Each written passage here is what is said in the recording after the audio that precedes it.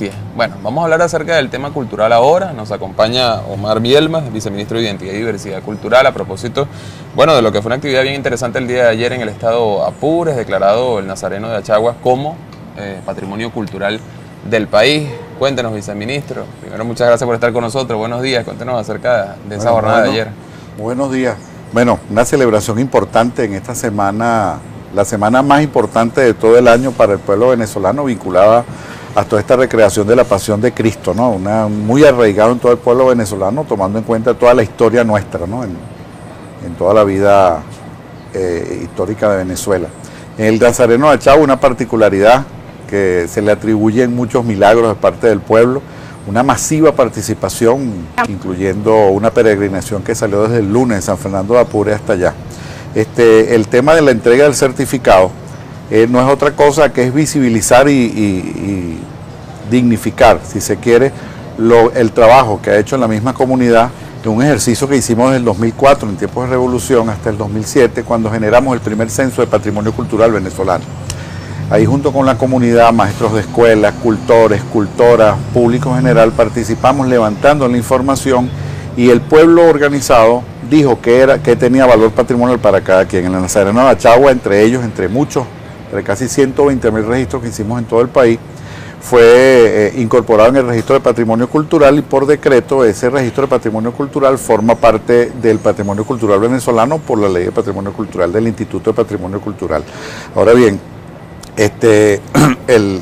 así como lo hicimos con el Nazareno, que ayer nuestro ministro Fidel Barbarito, junto con el ministro Izarra, hicieron entrega al pueblo de esa certificación. ¿Qué significa entregarle esa significación a una comunidad?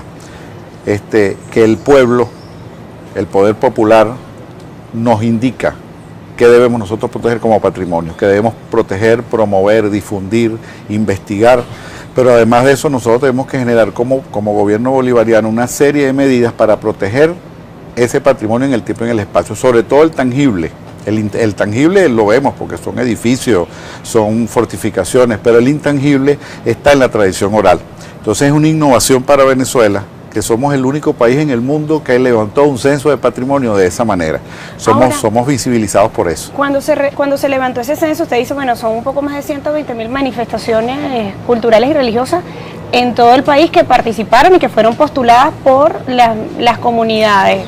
La labor, en este caso del Ministerio del Poder Popular para la Cultura, para designar o revisar y poder asumir cuáles entran en esa categoría para ser declaradas patrimonio cultural. Claro, hay una normativa que exige la ley. Primero, la pertenencia que le da el pueblo, eso es lo más importante, pero otra cosa es que ha sido producto de los procesos históricos venezolanos.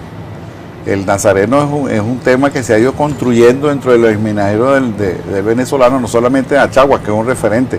El Nazareno de San Pablo es de altísima importancia. Muchos de nosotros a veces desconocemos en esa historia que vamos investigando que el Nazareno de Achaguas es producto de un compromiso para la batalla de Carabobo. Es interesante que Páez ofreció de promesa al Nazareno ante la iglesia de Achaguas, cuando iba saliendo con su ejército hacia Carabobo, que él prometía hacer una réplica al Nazareno de San Pablo si ganaban en Carabobo. Y la cumplió, ganaron en Carabobo, se consolidó el tema de la independencia de Venezuela en ese momento, y en 1835 llegó la imagen a Achaguas como promesa que le hizo José Antonio Páez. Todo se construye dentro de un imaginario, y eso quedó en la tradición oral. Y todo ese proceso de tradición oral nosotros lo valoramos como Estado venezolano. Primero porque tiene que ver con la historia, tiene que ver con la identificación que tiene cada ciudadano con eso, y además es deber del Estado venezolano proteger y visibilizar esos espacios. Viceministro, obviamente que el tema del Nazareno digamos, símbolo, ícono para el catolicismo, ¿no? Y digamos, allí se ven representados quienes se manifiestan dentro de esta religión. En otras religiones que son practicadas también dentro del país, ¿hay algún trabajo que permita también visibilizar expresiones culturales, símbolos, íconos, manifestaciones que también puedan recibir el reconocimiento del Estado? ¿Se ha hecho? ¿Se va a hacer?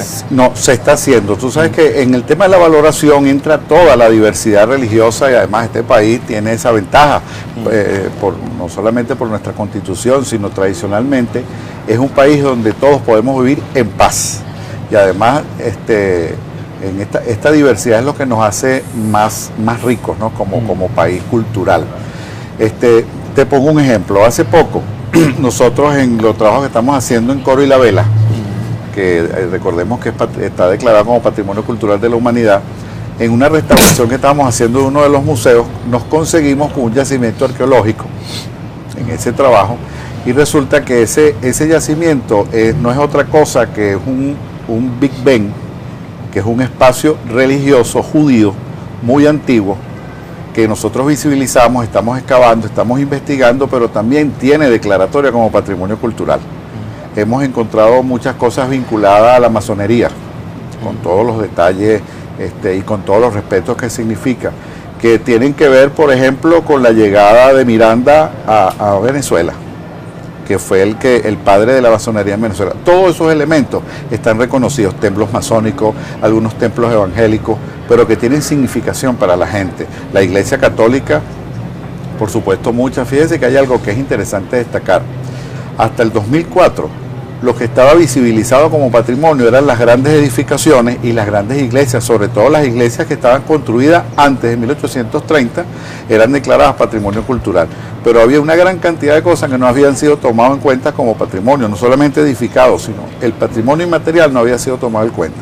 El que nosotros ahora tengamos a los Diablos Danzantes de Corpus Christi visibilizados como patrimonio cultural, todos pensamos que era Yare solo, y hay 11 cofradías distintas. El San Pedro de Guatire y Guarenas, la lengua mapoyo, por ejemplo, que no son religiones católicas, pero la cultura mapoyo, la cultura de nuestros pueblos indígenas también es visibilizada y declarada también patrimonio cultural de la nación. Pensamos que toda la construcción histórica de Venezuela debe ser patrimonio cultural de la nación, en todos los sentidos, en todos los caminos, porque Venezuela se ha construido así. Y la fortaleza que tenemos es que todas las culturas las podemos entender desde el imaginario que ha significado nuestra historia, no solamente de los 500 años, que es la que se visibiliza, sino más de 12.000 años de historia del hombre presente en tierra venezolana. Fíjense, tomando como referencia esto que dice el viceministro, que bueno, nosotros venimos de un tiempo para acá y quizás, bueno, a algunos puede sonar odioso decir, bueno, se ha hecho en revolución, pero es que es en revolución donde se ha unido, se ha llevado la cultura al pueblo venezolano, existe esa conexión, existe el nivel de participación al punto de que participó el pueblo venezolano en un censo con el tema de las manifestaciones culturales y religiosas, y venimos de carnaval, del patrimonio cultural de la humanidad, el tema de los Diablos Danzantes de Corpus Christi. Hay manifestaciones que se están preparando o se están preparando expedientes para que puedan ser presentadas próximamente también ante la UNESCO. Claro, tenemos una en particular que va en camino, que es un adelanto del Centro de la Diversidad Cultural, que es un ente también adscrito al Ministerio de la Cultura, con la lengua mapoyo, uno de los casi 35 pueblos indígenas que tenemos, es una lengua donde quedan 2 hablantes. Es interesante que nosotros desde el tema de la protección podemos promover toda una serie de dispositivos para que en cada familia de esa comunidad mapoyo se vuelva a recrear la lengua mapoyo. O sea, tenemos riesgo de que se pueda perder. Al morir el último hablante perdemos el camino, como pasó con los Cumaragotos, por ejemplo. Otro tema interesante que tenemos postulado con todo el orgullo del mundo es el joropo en su diversidad. Tenemos un mandato de la Asamblea Nacional, el Instituto de Patrimonio Cultural generó la declaración porque resulta que nosotros no tenemos un joropo, como lo hemos visto el llanero, sino una diversidad de joropos como el oriental, el central, el andino, que caminan por toda Venezuela. Eso es un elemento interesante que queremos postular también. Quizá para efectos nuestros el llanero es el más conocido. Es el más difundido, exactamente. Pero el joropo oriental es tan hermoso, e incluso si nos encontramos con la historia, por Oriente fue que llegó todo el tema del encuentro con toda la cultura andaluz después de 700 años de camino con los árabes, y lo tenemos presente con nuestras bandolas, con nuestras arpas, con nuestros cuatros. Mucha gente desconoce que la primera referencia que tenemos de un cuatro o un instrumento similar, que es la vihuela española de 4 cuerdas, entró por Cubagua en 1524. Está documentado hasta los comerciantes que trajeron las 15 vihuelas que llegaron allí. Es el primer antecedente que podemos tener de la llegada del 4 a territorio venezolano. Viceministro, cuando uno oye hablar de todas estas cosas, ¿no?, y uno se acerca un poco a la historia y al conocimiento de lo que es nuestra cultura, de dónde venimos, de las cosas que se practican en el territorio nacional, bueno, es inevitable un poco tratar de ahondar en el hecho de que, bueno, a pesar de que contamos con todo eso, pareciera que hay una cultura que no es propia, que se nos ha impuesto o que ha venido de otras partes, que avanza mucho, sobre todo en nuestros jóvenes, que a fin de cuentas son quienes pueden garantizar que nuestras tradiciones culturales se mantengan en el tiempo. Entonces, en función de eso, yo le preguntaría, ¿no?, qué cosas, digamos, hacer para afianzar el trabajo que permita que sobre todo nuestros niños y nuestros jóvenes se acerquen mucho más a todas estas cosas que estamos hablando y que en buena parte son desconocidas para muchos, ¿no? No, es verdad. Mira, tenemos una lucha que hacer con el capitalismo. El comandante nos dejó una gran tarea que él con su manera de ser nos permitió visibilizar un país entero que estaba oculto, y él entendió que el monte, que el pueblo, que la cultura campesina era importante y era necesaria visibilizar, porque ahí hay historias también. Fíjese que en este tema, ¿cómo hacemos para que el televisor no sea el que críe los valores en los muchachos? ¿Cómo hacemos para que la familia, también lo comentabas hace rato entre cámaras, cómo la familia es el elemento fundamental para que nosotros podamos criar a nuestros hijos? Pero de qué manera nosotros podemos meter todos estos contenidos vinculados a nuestra identidad, meterlos formalmente en las escuelas, en los currículos de las escuelas. Hay avances impresionantes que estamos generando con el ministro Héctor Rodríguez a través de la mesa de la vicepresidencia social, con el ministro Barbarito, de cómo construimos contenido no solamente para las escuelas de primer nivel, con los liceos y con las universidades también. Es como toda una estrategia. Por ejemplo, una referencia al año, el joropo. ¿Cómo hacemos nosotros para que esta diversidad de joropo conocida, investigada, nosotros podamos que nuestros niños recreen y aprendan a trabajar con eso? Pero no solamente que quede en la escuela, sino en las comunidades. Cómo nosotros generar nuevos documentos, cómo generar libros, investigación, audiovisuales, música, cómo generamos una política para que nuestra música popular tradicional y además sus interpretaciones y todas las creaciones artísticas alrededor de eso sean difundidas. Yo creo que es una competencia de iguales que tenemos que construir en estos tiempos, más cuando estamos, como dice el presidente Maduro, generando un proceso de descolonización de la cultura, y ese es un elemento importante allí. Fíjense una cosa que yo quiero visibilizar también, ¿no?, que nosotros queremos hablar de la cultura popular, pero cómo hemos visibilizado los procesos de la historia desconocidos. Este año es el año de la juventud, pero estamos visibilizando todos los hechos del año 1814, donde la juventud tuvo un protagonismo importante en el proceso independentista. Muchos los desconocíamos.